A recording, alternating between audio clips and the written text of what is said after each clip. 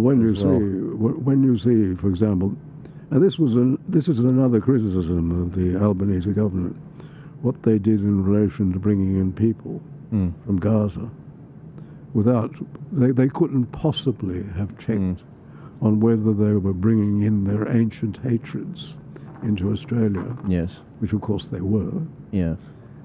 Because we saw them reacting in one of the newspapers reported their reaction when they came. Yes. But we'll agree on that. I mean, these are battle-hardened people now. I mean, where Gaza is at now is just, you're not left with,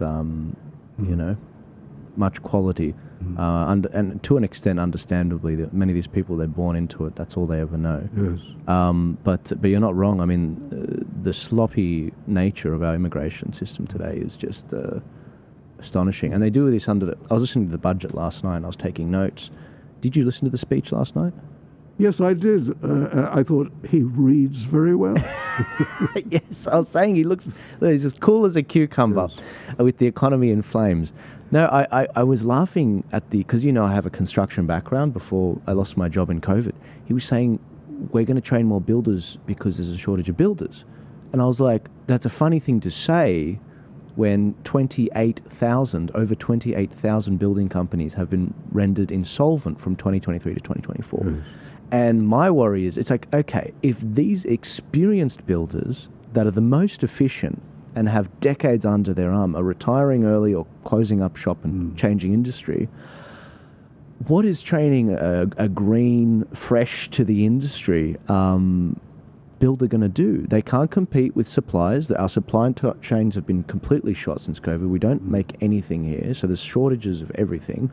We don't have the skilled labour. And they're like, we don't have the skilled labour, therefore we have to import people. Only 0.6% of the immigrants coming in are skilled for the building industry. 0.6%.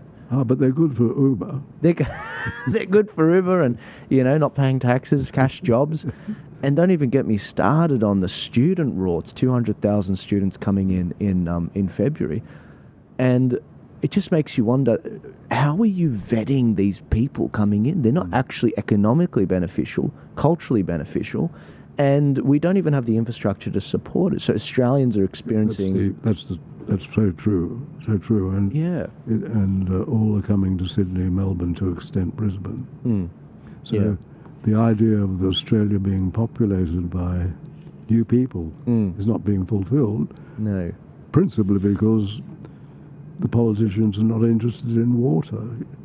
We have all the water we need in Australia, except it falls in the wrong places. And that's right. So consequently, we should be doing what even Libya did. Of course, they did it with German engineers, but you build a massive complex of dams across the country, and we've had that since the Bradfield plan. The man who built the bridge, he was advising us on how to do it, and what his plan, particularly with modern engineering, is completely feasible and sensible. But of course, the people who would stop it in a not that anybody's starting it, but people who would particularly stop it would be a minority Labor government, because the Greens won't tolerate a dam.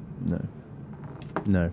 Look up the Bradfield scheme, guys. It's a fascinating thing. And the idea is you have a series of dams in the north of Australia where it rains too much, and you could basically flow that to the centre of Australia, green centre of Australia, feed basically the world. Bring it down to the Murray-Darling, we'd have the food bowl of as you say, of the world.